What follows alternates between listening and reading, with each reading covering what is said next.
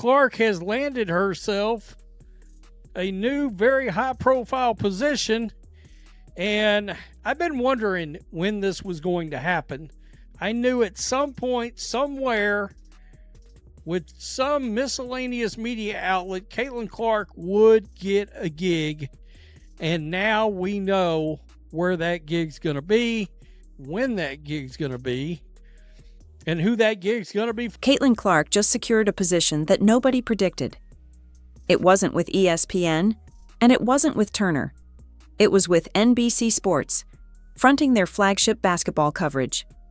The timing of this news reveals exactly where the leverage currently lies in women's basketball. While the WNBA Players Union is threatening a potential lockout regarding the 2026 season over CBA negotiations. You know, I don't know how much.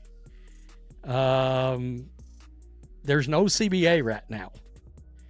And this, of course, would run through, at least May, in theory. I don't know. We don't have any dates that stretch that far yet. I still think they're going to get the CBA. The league's biggest star just signed a contract that bridges her directly into the offseason with absolutely zero disruption to her brand's momentum. That is when Caitlin Clark makes her debut as an NBC analyst, right before the Lakers and Knicks tip off at Madison Square Garden. She returns on March 9th for Thunder vs. Knicks, covering two of the highest-profile NBA matchups available. That is, if there is a new CBA agreed upon. Before then, again, I've told you guys, I've got the over-under on February 15th. I just have a feeling. That's just my gut feeling that when push comes to shove, again, I believe a lot of players. They are placing a WNBA player with no television analysis experience on a desk alongside Hall of Famers. That isn't a trial run. That is a definitive statement about her drawing power. Here is why this is fascinating. The WNBA's collective bargaining agreement expires in October 2025. Players are already discussing sitting out if demands aren't met. However, Caitlin Clark just locked in income that carries her through May 2026. Crossing the line, we want to sign the deal. But that long wait doesn't mean Caitlin Clark has been away from the game. In fact, she notably suited up for USA Basketball Training Camp in December, has expressed her dedication for participating in all-team USA events with FIBA World Cup looming in September and qualifiers taking place in March. So she has and will get the needed reps before finally taking the floor again with the Fever. In the meantime, whether the WNBA season occurs or not, she has USA basketball commitments in March for World Cup qualifiers. She has this NBC gig running through the spring, building leverage that is entirely independent of what the Players Union decides. They hired her because she moves the needle. Sunday Night Football is their crown jewel, and Football Night in America is the pregame show that sets the table. Now they are launching Basketball Night in America using that exact format. Wow. So this would be akin to, they have Sunday Night Football, and it starts with a pregame show called Football Night in America. I didn't know they were creating Basketball Night in America, but here we are. Clark is joining Maria Taylor, Carmelo Anthony, Vince Carter, Tracy McGrady, and Reggie Miller on the panel. That isn't just padding a roster. That is placing her name alongside legends because they genuinely believe she belongs there. Consider what NBC is actually buying here. They just secured NBA broadcasting rights, starting with the 2025-26 season. They are also broadcasting WNBA games, and the one person who can bridge both audiences. Despite his limited role, simply having Jordan as part of the coverage created buzz. NBC is surely hoping Caitlin Clark's involvement will do the same. Of course, Caitlin Clark is expected to offer unique insights in assuming the analyst role for the first time, and her basketball IQ cannot be questioned. So the transition will be a seamless one for the Indiana Fever's star point guard. NBC will also have WNBA coverage for the upcoming 2026 season.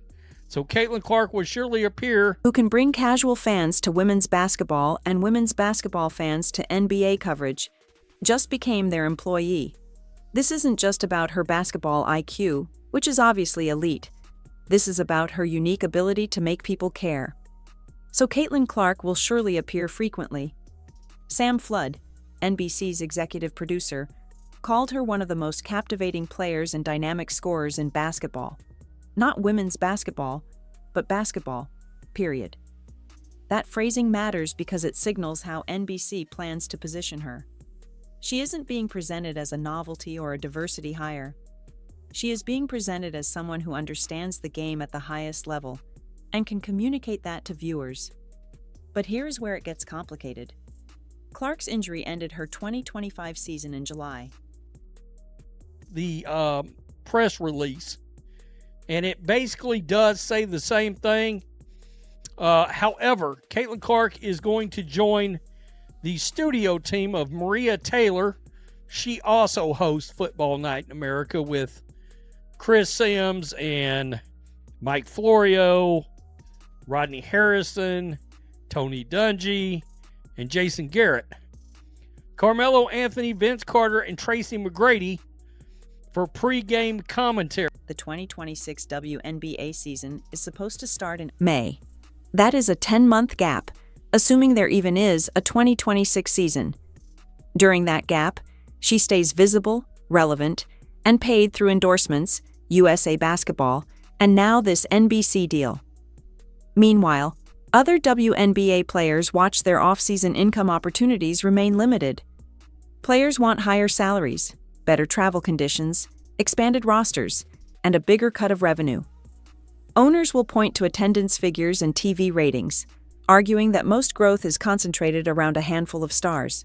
That's very interesting. By the way, you can watch these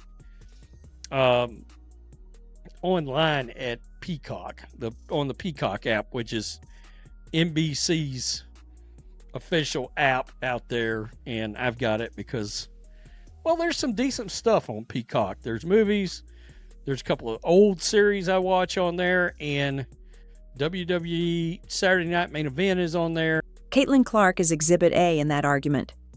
The Indiana Fever went from an afterthought to must-see television in one season because of her. NBC knows it, ESPN knows it, and every team owner knows it. So when NBC announces they are putting her on their flagship show before she has played a single game as a professional analyst, they are making a bet. They are betting that her name recognition and fan loyalty translate across sports. They are betting that people who tuned in to watch her play will tune in to hear her talk. And they are betting that her presence legitimizes their coverage in a way that matters to advertisers. Now let's discuss what this means for her positioning during CBA negotiations. The WNBA Players Association must present a united front to gain leverage against owners. This is interesting. You notice ESPN did not jump in. I don't see anything from USA Network on here. I mean, pretty safe to say they wasn't going to put her on a panel with Elle Duncan, I wouldn't think. Who knows? I mean, you never know with media outlets. But Clark just demonstrated she has options that don't depend on the WNBA season happening. She can earn through media.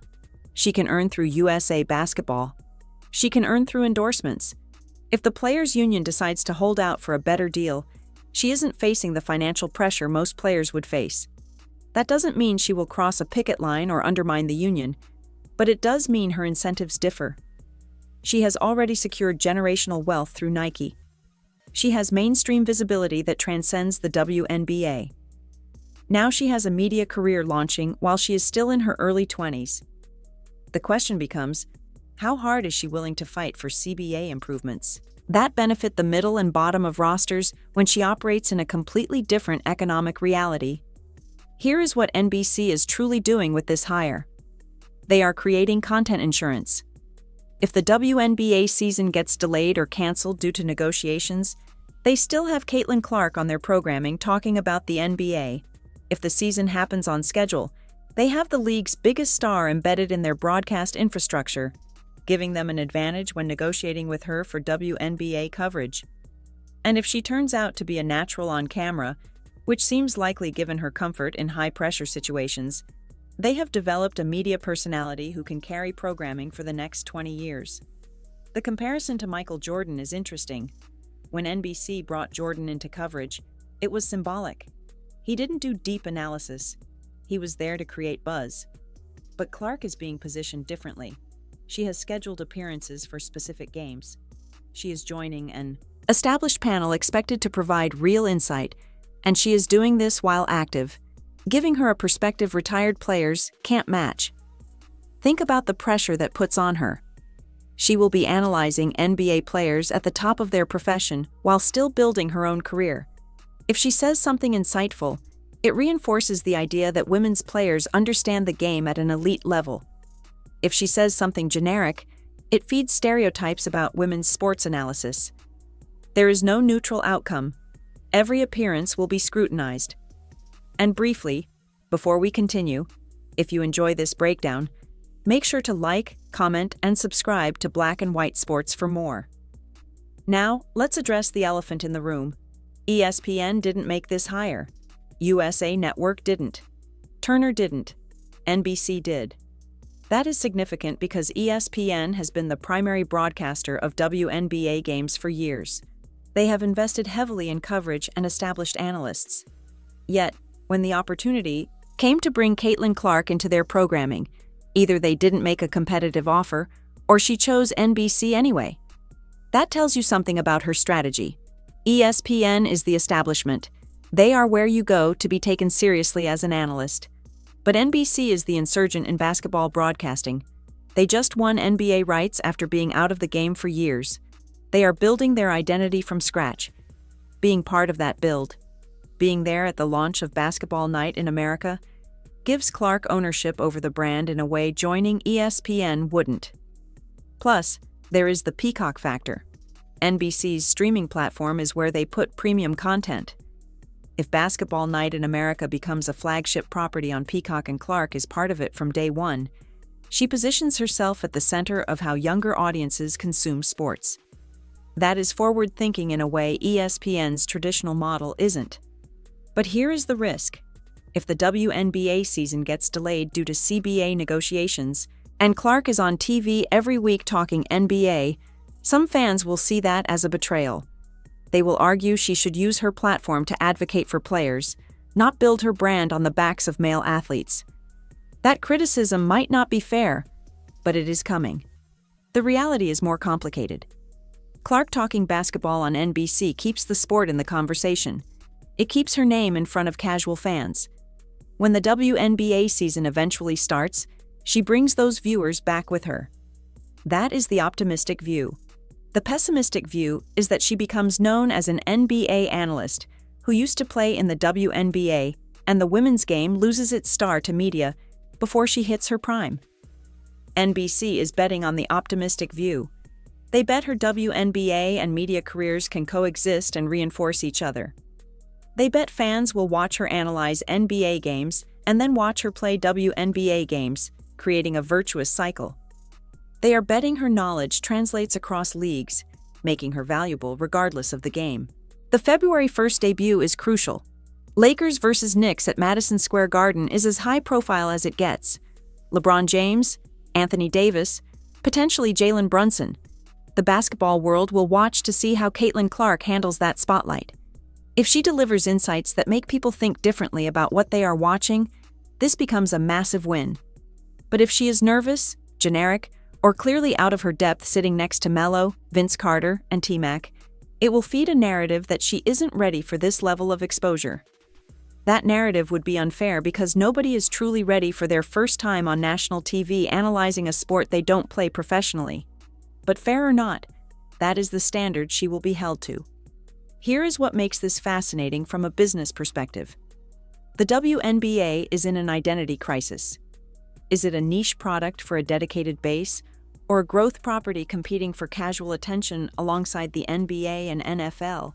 The answer determines everything about CBA negotiations because it determines the revenue owners can realistically expect. Caitlin Clark's existence forces the growth narrative.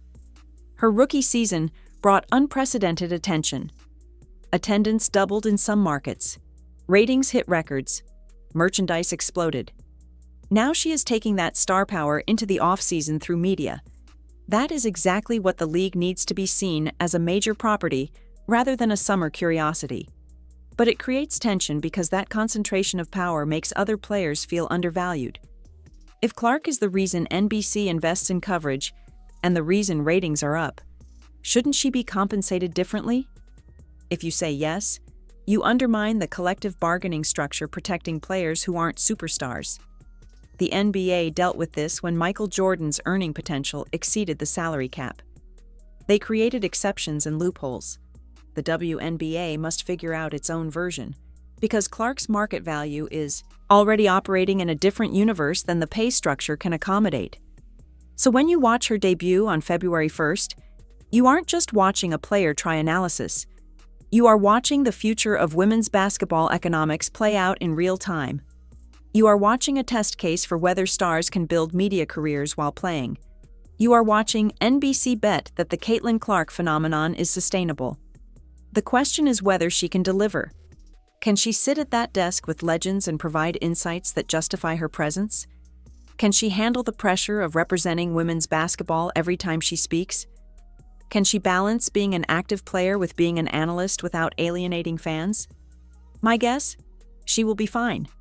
She has handled pressure her entire life. She has been the story and the focal point since high school.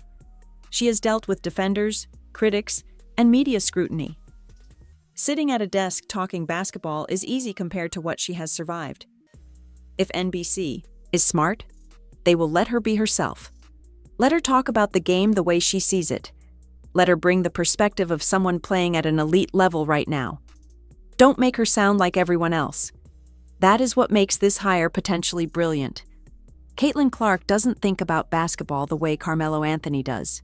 She doesn't see it the way Vince Carter sees it. She has a perspective shaped by a different league with different rules. If NBC lets that come through, if they let her challenge conventional wisdom, this becomes must-watch television. But if they try to sand off the edges and make her play it safe, it becomes a waste of time. The value of having Caitlin Clark isn't that she can repeat what others say. It is that she can say things nobody else can, because she is living an experience nobody else is living. That is what we are watching for on February 1st. Not whether she is polished, but whether she is willing to bring her authentic perspective to the conversation, even when it challenges how people think about the game. If she can do that, this deal becomes the first chapter in a media career that could last decades. If she can't, it becomes a cautionary tale.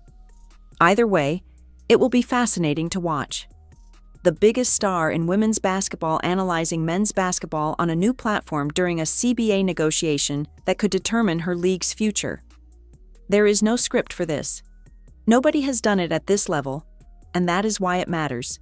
So tune in February 1st, watch how she handles it, and decide if this was a smart move or a distraction. I don't know yet, but I will definitely be watching.